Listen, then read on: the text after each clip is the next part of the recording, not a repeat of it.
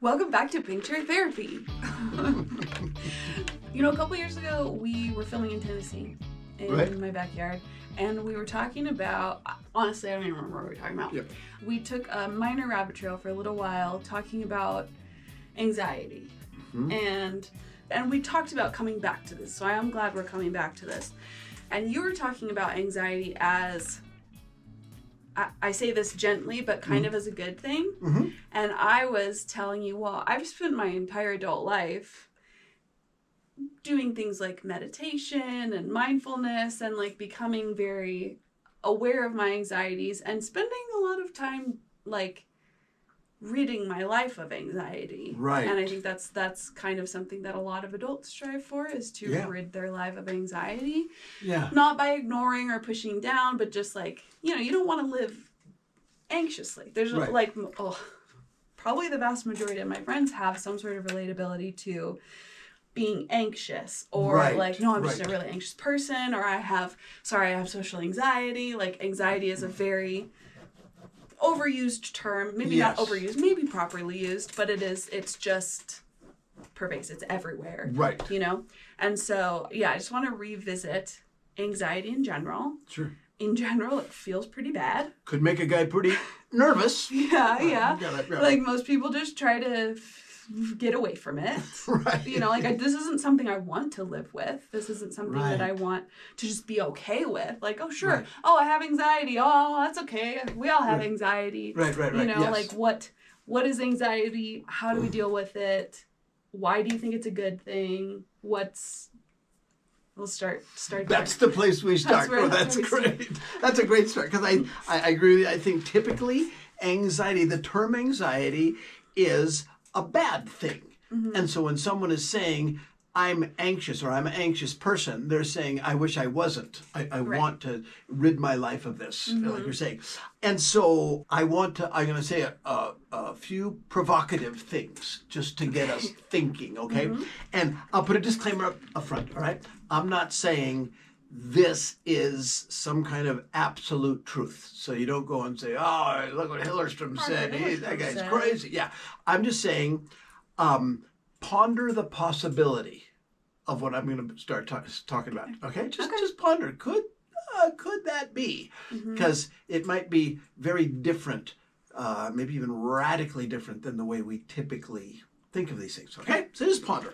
So I would contend, that'll be my phrase, I would contend that any change in our life, even very, very good changes, any change in our life will involve anxiety. Okay? So that's a mild statement. So maybe some people say, well, that's not true. That's okay, but I'm thinking fewer than the next few statements. All right? I would contend that nothing worthwhile happens in our lives without anxiety. Okay? A little more intense. Just ponder the possibility. All right? And then, without anxiety, life is meaningless. That's a little stronger. Okay? All right. That's quite a statement. Yeah, it's quite a statement. Right. Yeah. Okay. And so that meaning in life almost necessitates anxiety. And that's what I'm just ponder it as we go forward. All right? I don't believe that anxiety is patently bad. I think there are some very, very essential components to anxiety, but we live in a culture that I think has been working against that conceptualization for decades, that no, anxiety is bad. All right, so with that, I got a story for you. All right? And this goes back to my undergraduate days, and I went to college at Bethel College in Minnesota. I'd never been to Minnesota. I'd never been in the Midwest. Grew up in San Francisco, mild climate, And there was this thing that they did at the college.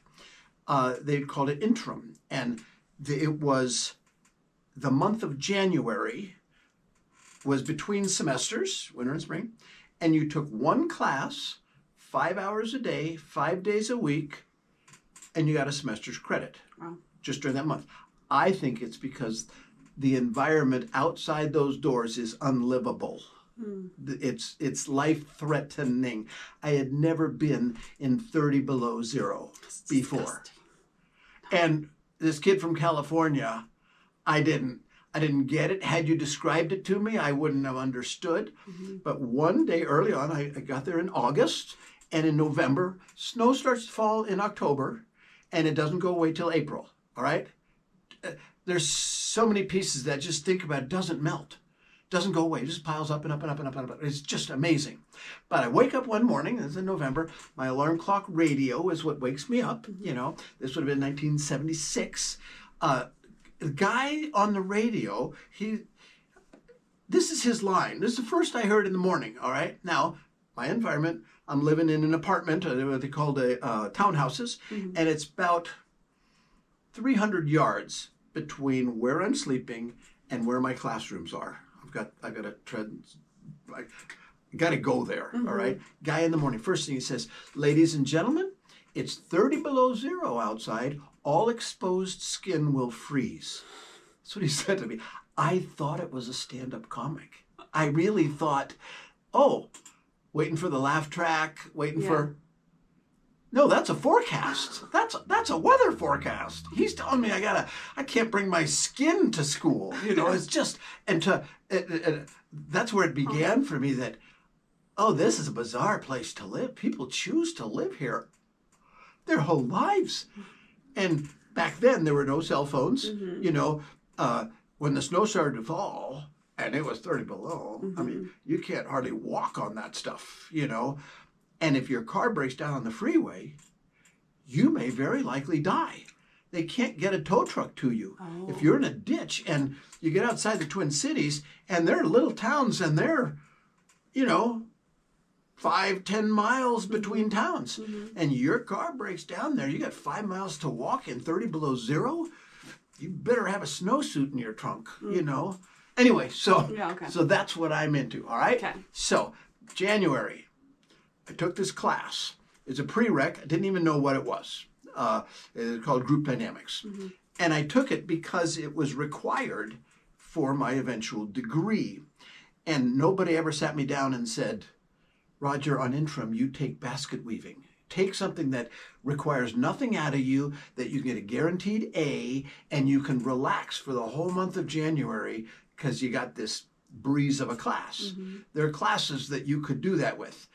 I didn't know what group dynamics was. So here I am, first day. There's 15 of us sitting in a circle.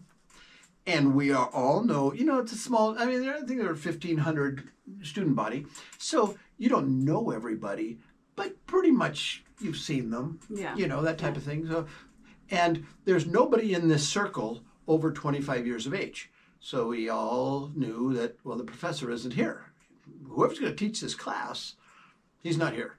And so we're chatting, and probably for about a half hour. But we all knew we're going to be together for a whole month. We're going to get to know each other somehow. Day in and day out, yeah. And then after about a half hour, in walks this guy, and he's from the other side of that door. It's like 20, 30 below zero. And he comes in, and you also know all the faculty. You know, that you've looked in the roster and you see everybody, and he ain't one of them. But he's around 65. It's 1976. We are kind of outside the hippie era and kind of beyond the beatnik era, you know, and we hadn't reached the yuppie era. And so here's this guy comes in, and he's clearly retirement age, and he's got gray hair down to here, and he has shorts and sandals on.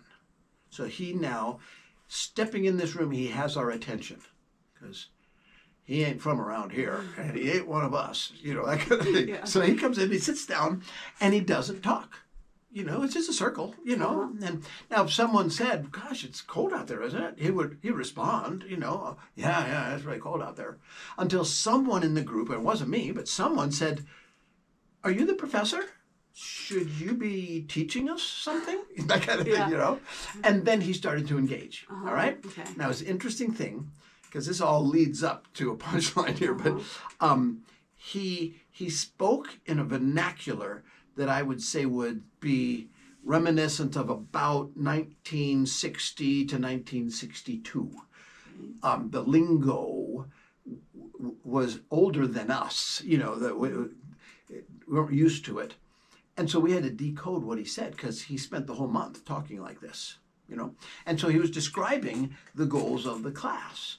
And he said, I want you to have an encounter with yourself.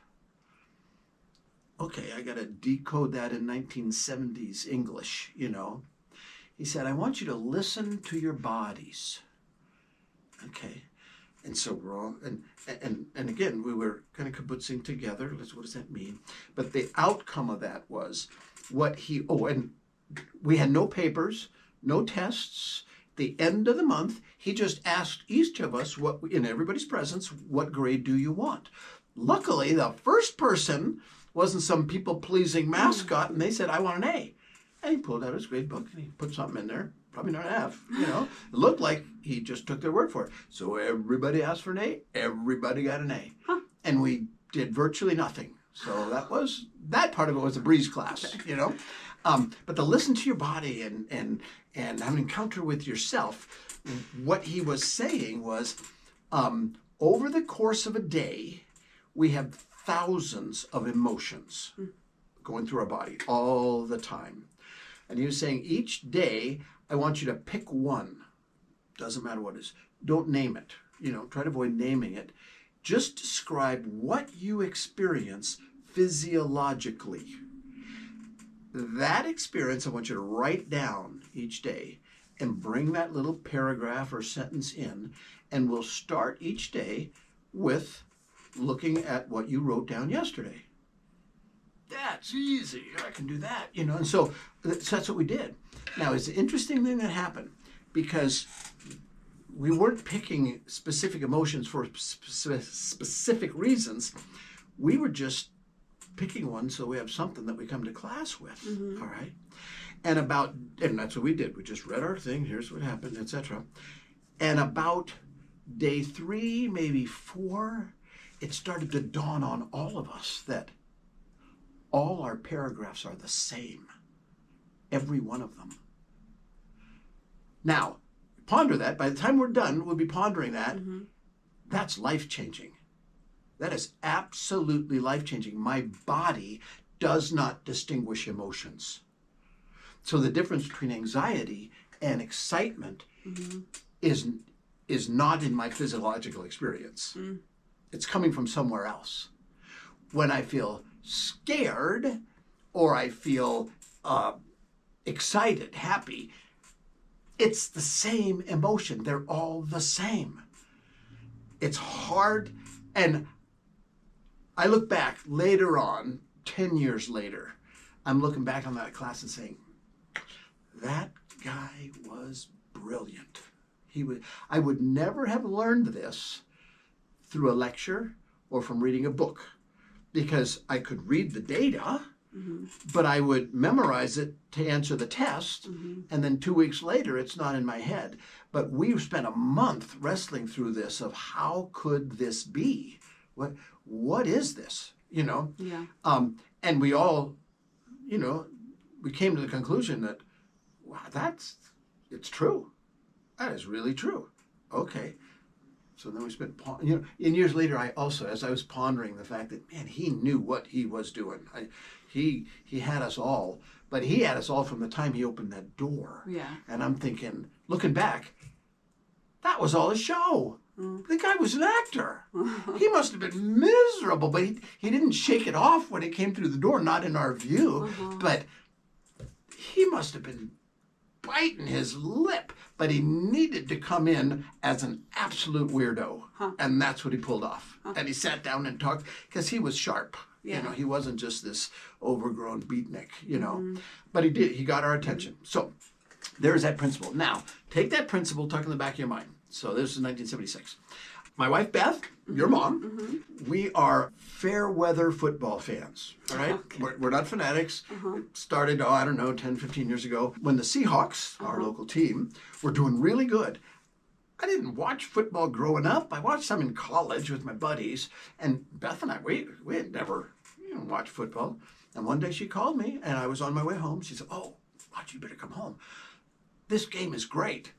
Like, excuse me, what? What have you done with my wife? Who are you?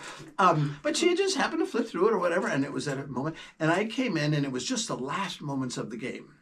And if people are football fans, it was the last time and the first time they went to the Super Bowl, and this was the championship game, and it was the last 3 seconds of the game, and that's all I saw, and it changed the world. The whole world shifted on its axis in that last 3 seconds. If anybody remembers that game, they know exactly what I'm talking about. You know, it was going to go to the Patriots and off a guy's fingers, and you know, into the Seahawks' arms, off to the Super Bowl, which they won.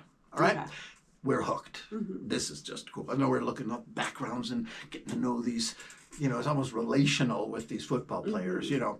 And so the next year, I don't think we missed a single game, all right? But we would, if nobody was coming over to our house and we're not going someplace else, we would go out to a restaurant that had a TV, and we knew the Hawks were going to be on.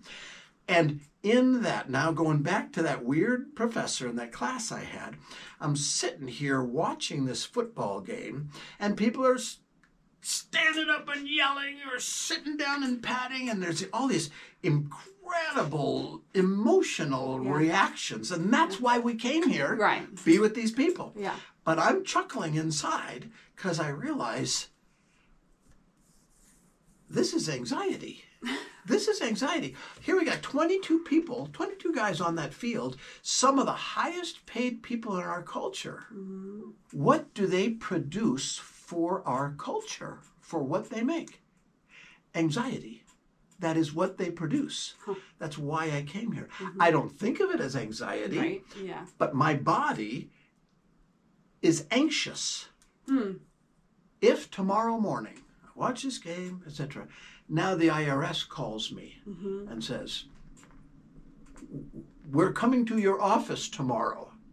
I'm going to feel the same thing I felt when I was watching those Hawks, but I don't call this excitement. I call this anxiety. The difference is a perception of control. Wow. I choose to watch this game. I want to feel these things, and so I don't call it anxiety because anxiety is patently bad. Excitement is good, and I like what's happening. I feel in control, though I'm in control of nothing, but you know, because I'm here because I want to be. And so this perception of what my body is doing is what forms emotions. And again, ponder that for the next 10 years of, I don't like this feeling. Why don't I like this feeling? Well, it's because, and then there's something going on in my environment that I interpret this way. So I go back to that class, all right, where we're coming in each morning and we're all starting to process the fact that, man, our emotions all feel the same. Well, I came up with this metaphor sitting in this circle. And I said, interesting, it's like I'm going down the hall, Bethel College, and somebody comes up to me and says, Hillerstrom, I hate your guts, I'm going to beat your face in. All right, my body does this thing, and for me, it starts in my stomach. It tightens. I can feel. I can almost palpitate the muscle constrictions, and then it generates heat. And depending on how long it is, how long it lasts, it'll go up through my chest, spread it across my pectoralis, and when it reaches my throat, I have a glottal constriction. I don't suffocate, but I might swallow hard or whatever. And if it continues, it'll reach my face, and when it reaches my face, I blush. I'm Swedish. Okay. You can't see it that way, you know. And so that's the first time you can see something, unless I'm telling you, I feel anxious, I feel excited, etc. But that's what's going on. So I'm talking to and someone comes up to me and says, I'm going to beat your face in. And my body does this thing, and I call it anxiety or fear, because this is threatening. This is not what I like. It's not what I want, you know. And then I keep going down the hallway, and then someone comes up to me a couple minutes later and says, oh, you just won the lottery. Here's your $1 million check, all right? My body does the same thing it did back then when I was threatened, except everything I've ever learned in my life says when someone says they're going to attack you, that's bad. When someone says you just got $1 million, that's good. And so I automatically define those experiences differently. But that's because of what I do up here, not what's going on in my body. Does that make sense? Yeah. Yeah. And like I say, I can watch in your face and say, oh yeah, chew on this, you know, because it has implications that are huge. So so I share this with the class, and the guy sitting next to me was a great guy, big guy, burly guy, head of the football team. He's a brawler, but really nice guy. But he had 4 older brothers, you know, and he chuckled when I talked about the guy coming up and threatening me. And so when I was done with my little, metaphor, I said, tell me about what was that, And he said, well, if someone came up to me and said they're going to beat my face in, I'd call it excitement. He said, oh, this is great. He's going to win. He assesses exactly. He doesn't expect to lose. Yeah, he looks and says, oh, this guy's going to go down easy. That kind of thing. He says, oh, no, I know what I'm going to do. His history, family of origin, inner child, all that stuff is radically different than mine. And so his perception is different. I like doing this. And so he calls it excitement. Very interesting. That was his response was great in getting us to process. Okay, so what makes up this perception that I automatically translate into good or bad feelings?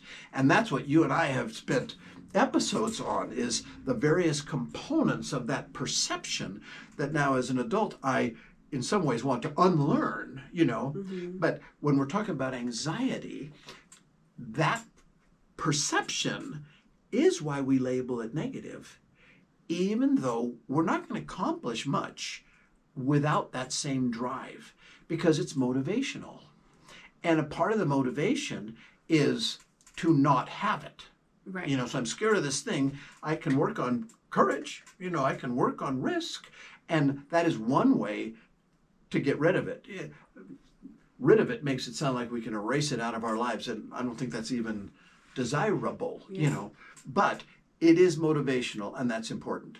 So when we think about, this whole process of feeling anxiety, if I view it negatively, that means I always associate it with being out of control. And therefore I will never define it as anxiety if I feel in control, like if I'm at a football game. I feel out of control when they sack the quarterback, when they lose the game. Or now I feel out of control. Now it's negative, But as long as they're winning, I'm wearing my shirt, go Hawks. We're the 12th guy, So let's do it. When they're losing, I got a lot to do today. I don't think I can watch the game today. Not worth it. But all that's about emotions. What emotions is it going to generate in me? Yeah. But all those emotions are identical, and when that's true, that means we have way more control over what we call anxiety, not to make it not affect my body, but to retranslate what I assume about it, which then radically changes our experience of anxiety as being patently negative. Okay. But that perception is deeply rooted in our histories. And that's what you and I have been talking a lot about, is our emotional histories. Yeah. And so keep that in mind going forward. And I'm gonna learn anxiety management. I want to modify this anxiety. It's going to revolve around my perception. Now you can take medications, it's and that's different. Then you're addressing it physiologically, and there's a lot of advantages to that, to doing that. But again, that isn't life change, as the term that I've thrown around a lot. Life change comes from a change in perspective, not just a change in behavior, and certainly not just a change in my physiology. Yeah. But I'm not anti-meds, sometimes it facilitates a lot in terms of getting to that perspective change or whatever. But if we take medication off the table, then we're talking about a change in perception that will help me modify that over the course of a lifetime. And typically when anxiety comes up in a conversation, it's because it's about something I want to change. I'm saying, oh gosh, I have this anxiety, or I got this social anxiety, and all those things. And that's because we take this term and that's the way we use it. And typically it's a way of saying, I feel helpless. I don't like it. I feel helpless. And the result of that is this anxiety. But we usually don't verbalize it that way. Yeah. But that's typically what's going on. Yeah. And so that perception, based on my history, if it's distorted, that's important information. If it's not accurate perception, if there is no danger, but I have this intense anxiety, it would be good to know that perception isn't accurate. Does that make sense? Yes. Right.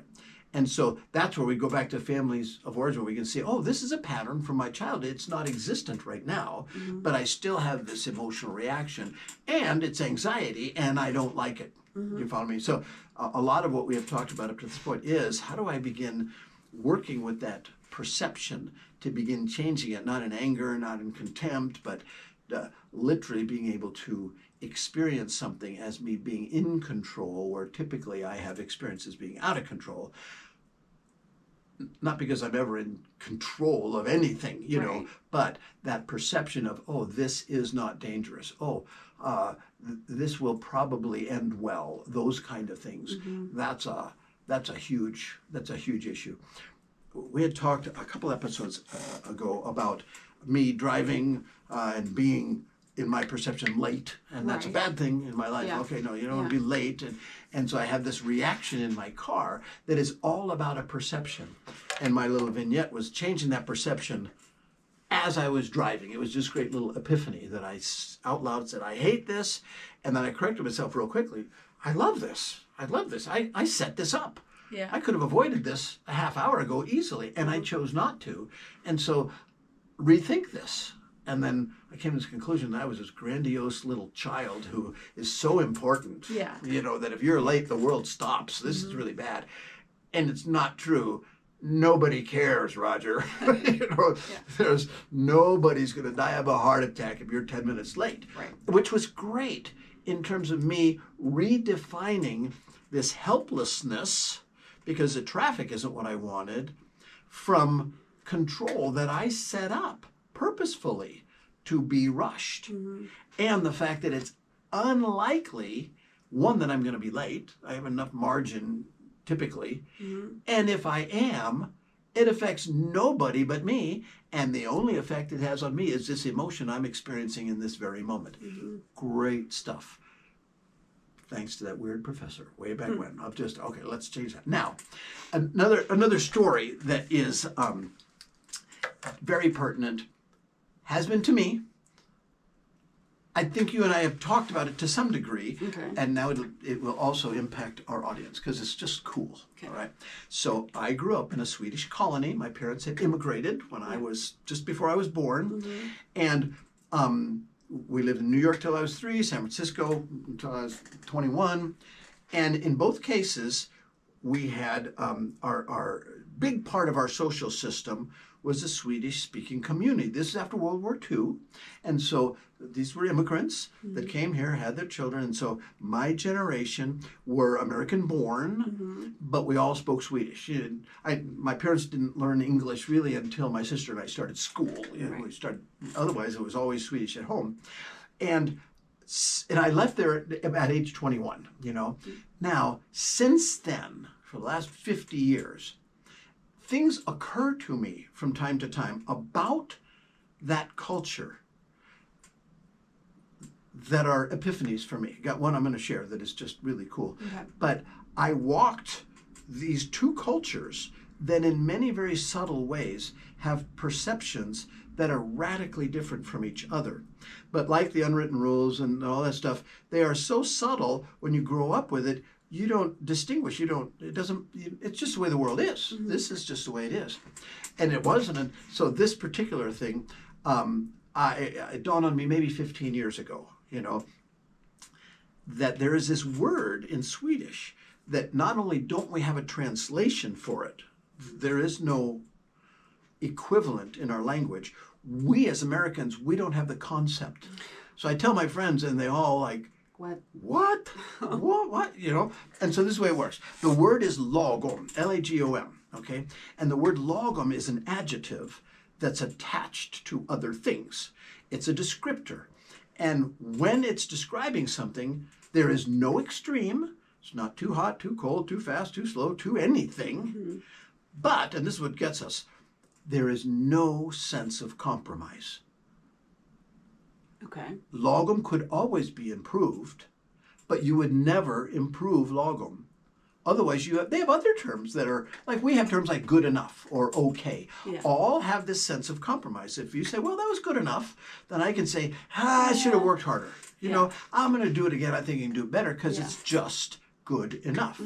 Well, in Swedish, they have a term, bra nog. Well, bra nog means good enough. It's okay. And it has that sense of compromise. Lagom, it's not there, which is very interesting. And I look at our two cultures, and I'd say we as Americans, we're a deeply discontented people. We have been, that's how we formed this country. We were getting away from stuff. We were doing something different. And that permeates our culture to this day, and I would call it good. I'm not saying that critically. We are so discontented that we are phenomenally productive. We get stuff done. And that's because we're discontented. Swedes, they are a very peaceful people. But they don't get a heck of a lot done, which is fine. You know, happiest place on earth, whatever. You know that it is interesting that they will rattle this term off, lagom, and it never occurred to me until I was well out of that culture that, wow, that is really admirable, but it could make me very uncomfortable. You know, but I would say in terms of anti-anxiety and how do I manage these negative emotions, lagom is a concept to ponder, you know. I'm told that the word comes from Viking days when they drank from a common cup, all right? And log is the lager, it's the ale in it. And is the Swedish word for around. So lagom, the lager goes around the table, and when the last person drinks the last bit, nobody's drunk and nobody's thirsty. It's lagom. You could drink more. No, but it's lagom. Yeah, you could drink less. Yeah, but it's lagom. It's as it should be. That's the closest I can come to this conceptualization is how do I recognize something that is just as it should be? And how do I measure that, you know? And we don't do that as Americans. It's bigger and better. Always. More, faster, you know, whatever.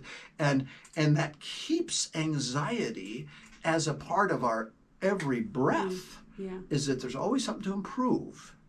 The Swedes, one of the things with the Swedes I was laughing about is that, you know, they take August off. It's amazing. I mean, somebody works because there's a cashier at the grocery store, maybe they take December off or something, but all the big corporations, the government offices, for the month, things shut down. Okay. I might have a problem with that just because I tend to be more compulsively productive, that kind of thing. Do stuff, Well, what they have is what they call a stuga. And a stuga is a place. It's a place you go, like a cottage in the woods. Some of them, for some people, are very opulent, and some of them are it's just a place where they may not have a flush toilet. Typically they'll have a roof, you know, and may not have an outhouse or running water, but they go there in order to do nothing. I don't have a cabin in the woods. If I did, I'd be working there every weekend. You know, that's the way I would. That's not the function of a stuga. The stuga is lagom. It's lagom. You go here to sit, drink your coffee, talk to the people in the next stuga, go for a walk. Maybe throw a fishing line in the lake, you know, that kind of thing. And they're not necessarily by lake, but it's this concept that everybody I know who has a place in the country, they're constantly repairing it. And they love it. I mean, it's not a negative thing, but you don't go there just to sit. You just change your pace. Weekends there. Right. If I had a month to do nothing, that would not be pleasurable for me. You know, I could relax for a weekend, you know, but I got to do something. I got to have a hobby. I got to, you know, that kind of thing. And that's this concept of this emotion that I have. I look at the Swedes and say, oh, they are a peaceful people. But there's a downside to it. We as Americans, we are not a peaceful people. We are a discontented people. And there's an upside to that. But as an individual, I choose to call that negative. And it's the very thing that drives my life in very good ways. If I didn't have it, I would have to replace it with something. And what the Swedes have, they're not replacing it because they've had it for generations. Yeah. You know, probably since they were Vikings. Not a lot of log on with Vikings from what I hear. You know, but they came later. they came later. Yeah. It's when Sweden, you know, threw up their hands and said, "We're done. You know, we're not pillaging anymore." Whenever that was. But that's that picture of this anxiety as this toxic thing they've got to get rid of. Wait a minute, it's just a way that I'm defining something that's in my body, and I can redefine it. Now, whether I do it, whether I want to redefine or not, is up to me, but I can. But anxiety typically generates a sense of helplessness. You know, I'm overwhelmed. There's too much. I just can't do it. All this helplessness that isn't necessarily accurate. It isn't. If I want to manage that, then I need to get a perspective on what is it that is so important, so big, so scary, so overwhelming, and is that accurate? Could it be that I just learned that I've got to perform a certain way in order to be acceptable in the human race or in this family, and that then creates a sense of helplessness because I can't achieve that thing. And so I perpetuate this anxiety. And in their extreme, we have what we call anxiety disorders. And it's because I've never coped, I've never modified, I've never changed that perspective, and I have found ways to compensate for that. And so we think of like a obsessive compulsive disorder, all right? OCD. It's one of those phrases that in the general population just gets thrown around, and you guys don't know what you're talking about. Oh, I'm OCD. I wash my kitchen sink every day. Yeah, it's not OCD. OCD is on a behavior that's focus is reducing my anxiety. And the reason we keep it going is it's effective. So I've got to lock that front door at night 6 times. Not 4, not 5, not 7, 6 times. Because when I do that 6th time, my anxiety goes away.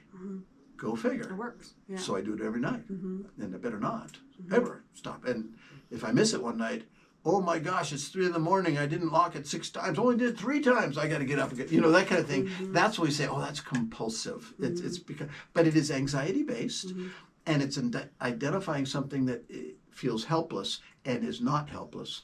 And the solution feels like you're accomplishing something which you are not, because it's a way that effectively manages your anxiety.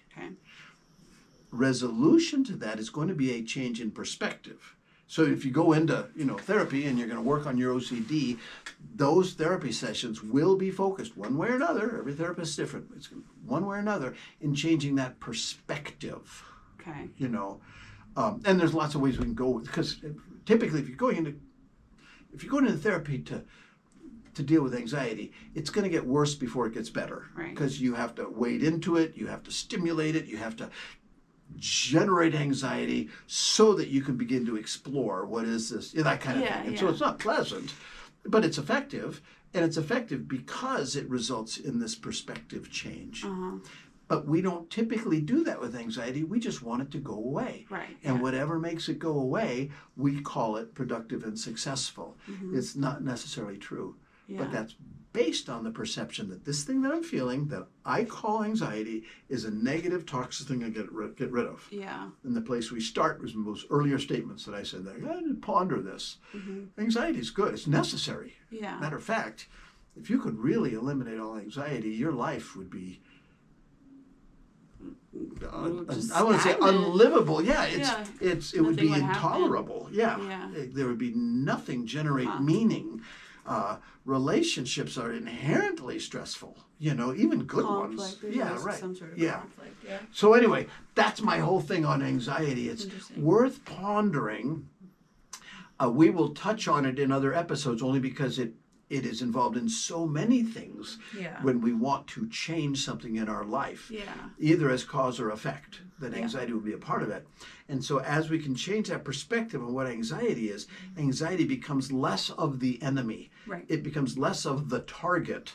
And then we can begin looking at what is it that I'm believing that is generating this thing, because the thing itself that we're calling anxiety, it's not my enemy. it's not destroying anything for me. Yeah. And it may very well be based on a very old belief or pattern that is no longer applicable in my life, and I've just not come to the place where I can identify it that way. Right. But that's where all these tools we're laying out on the workbench here, of how we deal with our emotional histories, will translate into a significant change in how I experience anxiety. Yeah. I'm thinking, okay, well, anxiety is just information.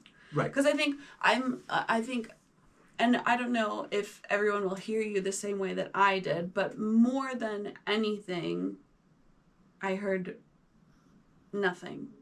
Like a bit of nothing.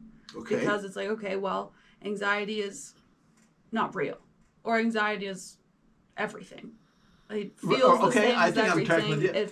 So changing your perception of anxiety. For me, I'm thinking, well, yeah, it makes sense that anxiety would be based on your perception of a feeling in your body. I feel this thing and I name it anxiety, and I want to put it away, or I make a change. I either want to ignore it and put it away, or medicate it and just turn it off. Right. Or I am motivated to make some sort of a change to also put it away. Right. It's still all of everything that revolves around anxiety still revolves around being away with it. Right. We do want to be away with it. Based on our definition of the term. Based on our definition of the term, based on labeling it anxiety. Right. Is that what you're saying? Yeah. Well, I'm thinking, so here's what I hear you saying, and then you correct me wrong. I hear you saying, and I think you're summarizing well, that anxiety is nothing. I have to ponder that term, but no, I get what you mean. It's everything, because all my emotions and emotions are neutral and all that stuff. It's everything, and it's nothing, meaning it really has no life of its own. Am I tracking with you? I think so. Okay. It has no life of its own. Yeah. Yeah. Now, so what we're talking about, well, even now, I think if I'm following you, we're talking about anxiety as a term, as a label, not as an experience, because I'm experiencing something. My body is doing this thing in response to my behavior, and it's not, so what I would think of as the term nothing, that's what I said, well, it's not nothing, it's an experience, right? But that's not what I was hearing you say, that it has no life of its own, my phrase. And the reason I want to get rid of it is because I define it as bad. Right. We'll make sure that that's coming through. Yeah. And you're representing our audience. I want to make sure that they hear what I'm trying to say is, it's my definition of it, because I could define it as excitement, and now I don't want to get rid of it. I want to generate it. And it's the same experience. My definition, based on my perception, based on my history, is what puts me in a place that says, I can't stand this. I got to get rid of it. Let me take a pill, or whatever. Okay, yeah. Rather than, what is it that I'm afraid of? Yeah. What is it that's overwhelming? Yeah. Now we have a different direction to go. And now it's not so much about getting rid of this feeling. So when I'm watching the Seahawks game, no, I want this feeling. That is why I'm here. Yeah. But it is anxiety. It's this perception of control. Okay. So now, tell me what you're hearing me say. I'm wondering what the helpful application is of understanding that you chose this. Right. Like in the context of a Seahawks game. That's okay. Well, my example would be the example I use about driving. That what happened to me in that moment was I challenged this perception, and I began to integrate the opposite perception. I don't hate this. Yeah.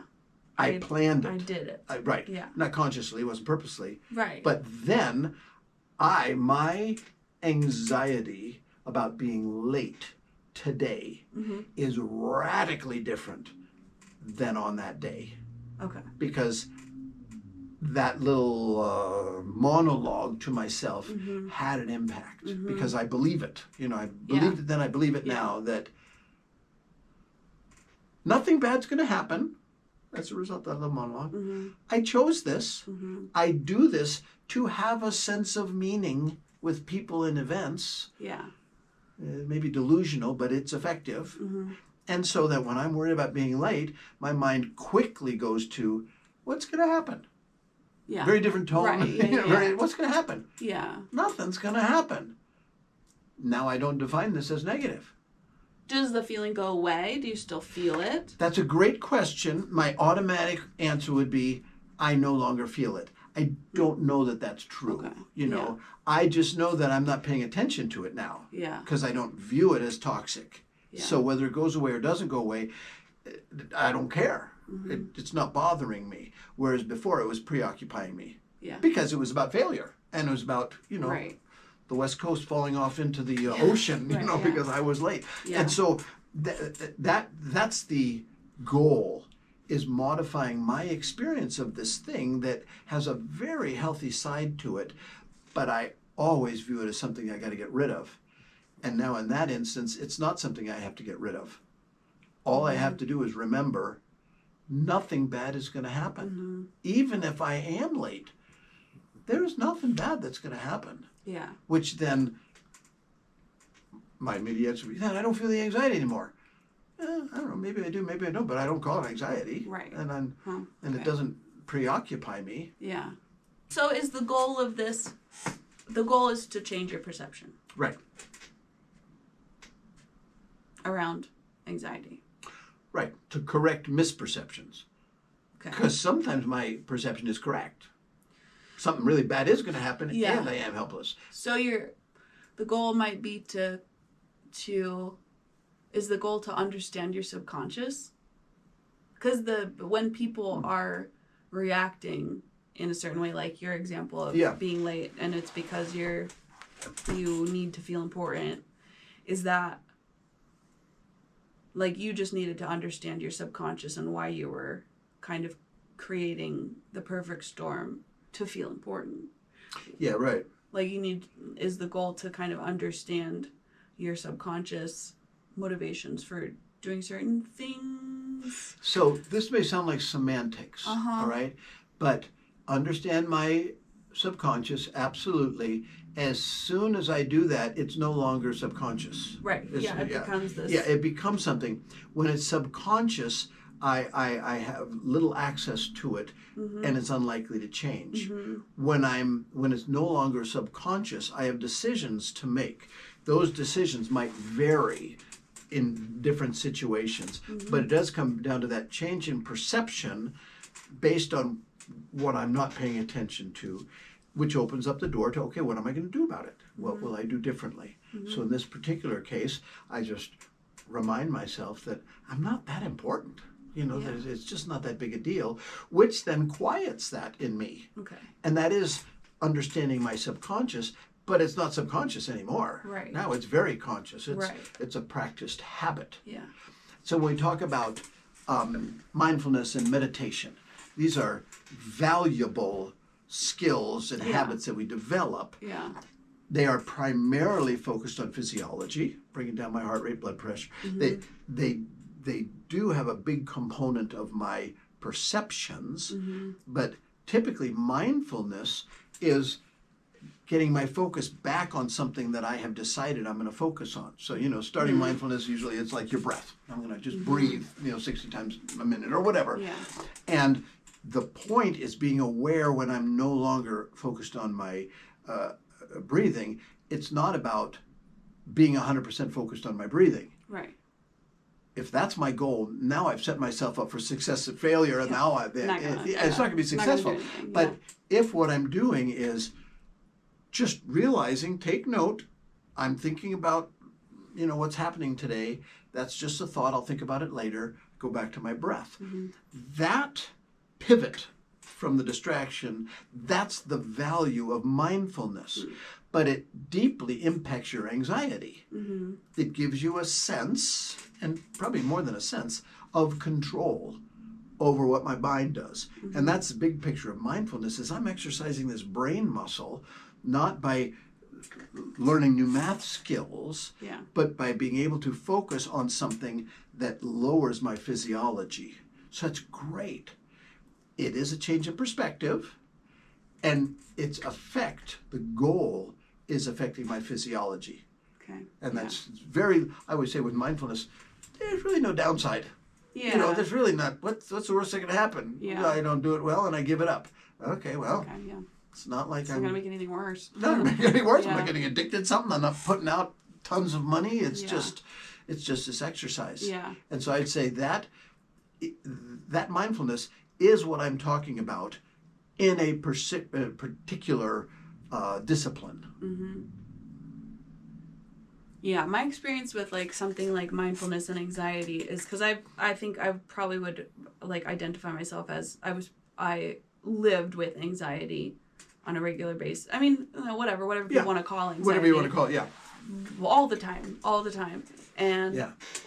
when I started like mindfulness practices and meditation practices, the change came from my awareness in how overly attached I was to people's perceptions of me, things like that. Right. And those are the things that I disconnected from, of like changing that perception of like, oh, doesn't make a difference if that person likes me or not anymore, which is why I perform less now, because I don't give a rat's butthole if that person likes me or not. What's gonna change? So like my like through mindfulness, noticing where anxiety was coming from, where social anxiety was come from, like things like that, and then kind of just disconnecting and being like, oh, that doesn't have an effect on me, I don't care. And now I experience anxiety, because before it was pervasive. And it was very hard for me to identify what I was feeling anxiety about. It was very hard to pull information out. It was just, I'm just anxious. I'm anxious all the time. Now, anxiety is not a pervasive experience for me. When it happens in a moment, I'm able to pause through mindfulness or not, but just in that moment be like, oh, something changed, and use it as information. Like anxiety is information for me now. Like, why do I feel anxious right now? Is it because that car just pulled out in front of me and could have killed me, or is it because I'm afraid that person's not going to like me? And now I can remind myself I don't care. And then continue being a butthole. I couldn't imagine a better summary of what I'm trying to say. Okay. What you just described, I'm thinking absolutely on the money. That's what we're talking about. I think for whatever reason, in the way that you were explaining it, for me and my little brain, felt hard to grasp. Like, just maybe it's like the verbiage around changing your perception or something. It does, like, because I feel like I know what you're talking about, because I feel like I've experienced it. But I couldn't grasp it. Like, I can't grasp it. It feels like I'm thinking, so this is quick reflection. Hopefully our audience is divided in two. People that think like me and people that think like you, and now they got the whole package. Because I'm thinking, you said it so well. Oh, good, okay. Yeah, and for me, I'm thinking, I'm presenting anyway more academically, more about this data, and you're describing personal experience. It's just, that was very well done. I think. I think when you're talking about like the professor and emotions feeling the same and things like that, in my head it's like all like a bunch of notes on anxiety or something, just like okay, then what are we talking about? I don't know what we're talking about One anymore. wind and all these notes are gone. It's like, but wait. Close the window. Wait. I need more boxes. I need no, anxiety is not bad. Anxiety is good. Wait, but now anxiety doesn't exist? I'm confused. Beautiful. So I think that's where I was like trying to, I need more compartments. I need I don't know what it is in my brain. This is why in these podcasts I need you. They need you. That is very well said. Because you need a way to process it, and we process differently. That's great. Okay, good. Well, that's good. Anxiety is good. Right? Yes, it is. It's good. It's good and bad. It is essential. It's essential. Yeah. It's there's no good or bad. Calories. We gotta have calories.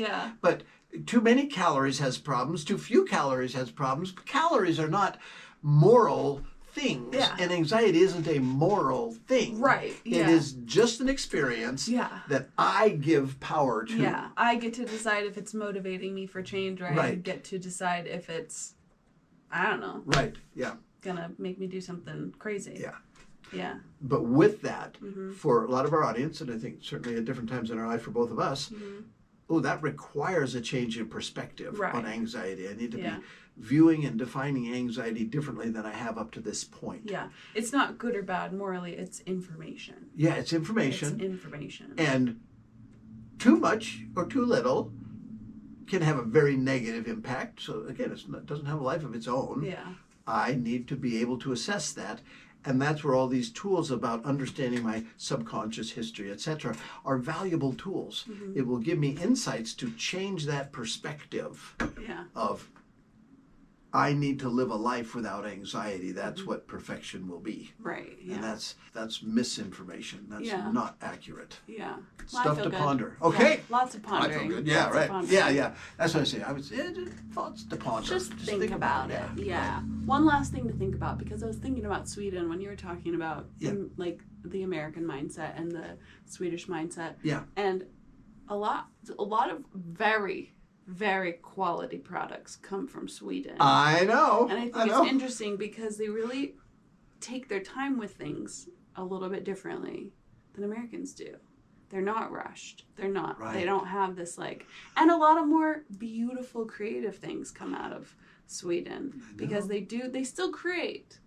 The culture is not, it's not as unsatisfied and fast-paced as American culture is. Right. But they produce things, but it seems like they produce things out of an abundance.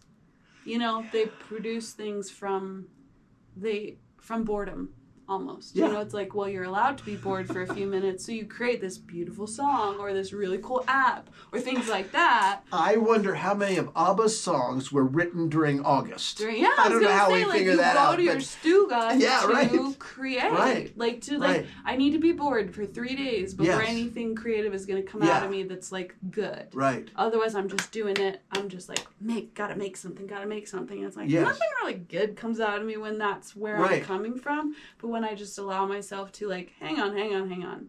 Yeah. Just be bored for a minute and see what comes out of you. That's that feels really good. So I know it's not there's, I don't want to make moral judgments on anything, but there's something really valuable about creating from that kind of a space. Right. From that log. But it's so hard for me, the American side of me, to get to that space. Right. Yeah. And that's I'm thinking because I just retired a lot this past month. Right. And even after my retirement from finance, it's been hard for me to slow down. That was the whole point of me quitting was to slow down and get bored and start creating things again. Right. And I'm American. That's hard to slow down. And you're a Hillerstrom, and that's it's got a mess of its own in there. Yeah. No, but that's great. That's lots of things to ponder. I wonder if there ever been a research project about how many of the very, very popular inventions in Sweden happened during August. Yeah. It's very interesting. Yeah. That was good. We covered a lot of territory. Yeah. My pleasure. Yeah. Okay. Until next time. See you next time.